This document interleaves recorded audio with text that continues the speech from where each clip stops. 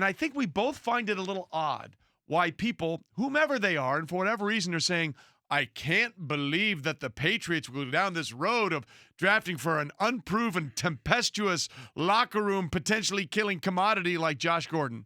To which I respond, really? Really?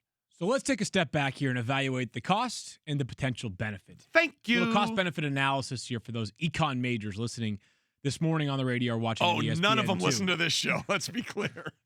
The Patriots sacrificed, and I use that word very liberally, a fifth-round pick that if Josh Gordon does not play 10 games this season. Active for 10 games.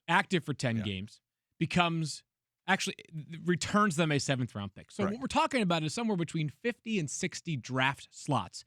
If you go through the fifth round of the 2018 NFL draft, there are a couple of players that have made an impact. Sure. There's also one that got cut yesterday, notably. Daniel Carlson, by the way, a player that the Vikings traded up for to land into the fifth round to eventually play for 2 games and then cut him after he missed 4 kicks. My point is this.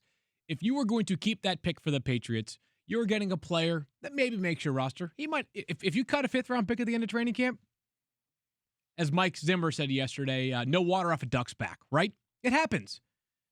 If you have the maximum potential realized from Josh Gordon, you're talking about the most talented wide receiver the Patriots have had. In terms of pure talent, and I get it, maybe there's a 5% chance that Josh Gordon reverts to form. Maybe it's 25% chance. Maybe it's a little bit higher than that or somewhere in between. But if you have that, you have the most talented Patriots wide receiver they've had since Randy Moss. So, I get Cleveland, bent over backwards trying to help this guy. So you can understand if they got to the end of their rope. Is there anywhere or any thought of or anything concrete that maybe they also did it for a reason, that there's something looming out there as well? Nothing that I have been able to gather is that Cleveland has some sort of looming fear of a suspension or that this was tied to a potential relapse. We know that Josh Gordon has battled a lot of inner demons. What I will say here is this. The Browns have been patient and patient and patient some more with Josh Gordon. People are saying just a fifth-round pick for Josh Gordon. You got to understand that the Browns would not have traded him away if there was a far superior offer or a superior offer, period.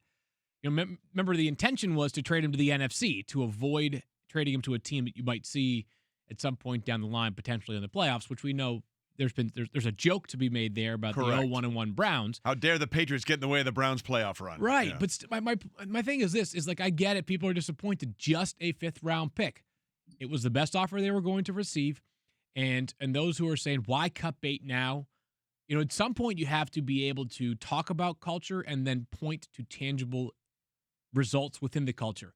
And if you continue to make excuses and give passes for a player that has immense talent, there's going to come a time when a lesser player than Josh Gordon in terms of overall ability does something that might not be as egregious as what Josh Gordon has done, and the Browns say, all right, we're pulling the plug.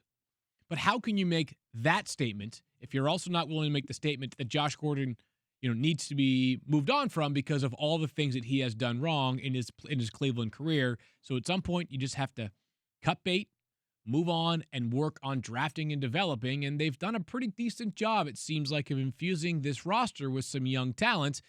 And on Sunday afternoon, one of the best plays, what would have been probably remembered in a different light if they had won the game, was Antonio Callaway's unbelievable game-tying catch. That was a thing of beauty right there. So the focus has to be on what is left over, not what was once here. Yeah, and Adam Schefter alluded to that yesterday on NFL Live and NFL Primetime, basically saying, look, they needed to say, we are making a statement, we are moving forward. Yep. And just real quickly for the math, okay?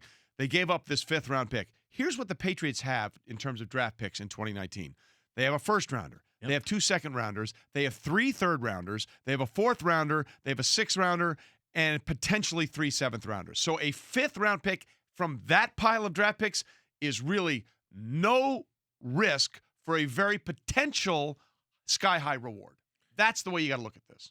And so for this Patriots team, too, that inherits him now, you talk about culture, one in Cleveland that they're trying to establish versus the one in New England that now gets to absorb Josh Gordon, that seems like, in all scenarios, the most ideal one because it's proven in the past that it can absorb these kind of things. And the Patriots are not batting 1,000 when it comes to these moves of, troubled or risky players that they bring aboard for essentially pennies on the dollar. We know that Chad Ochocinco and Albert Hainsworth have been notable examples of whiffs, but this is not that different from draft picks in some ways, right? Like you look at the track record of any team.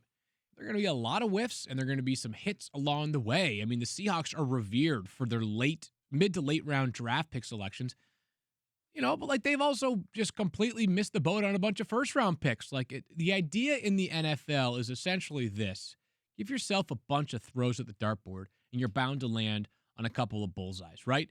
And for Josh Gordon, if you look at the Patriots roster right now, it's no mystery. Now, Sunday was not merely dictated by the fact that the Patriots wide receiving group is an area of vulnerability on the roster right now. The Jaguars are freaking good on defense. Unbelievably good on defense. And it's not like the Patriots group of pass catchers last year was a bunch of, former Randy Mosses. But you've given yourself a player that who else would you find at this junction of the season or any time going forward that gives you anything close to the potential skill set that Josh Gordon can bring? Yeah, I think they're the absolute buy low kings, right? That seems to be what they do.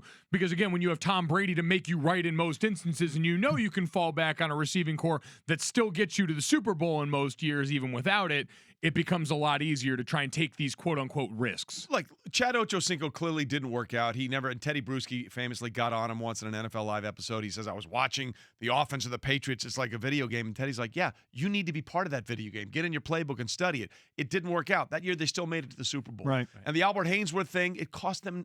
People are like, well, why couldn't the genius work with Albert Hainsworth?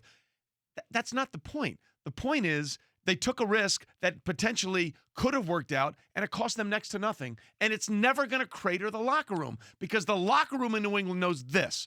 With or without any of us, the show is going to move on. So you're either inboard and it works, or if it doesn't and you're out, and you're not going to burn the place down in the process.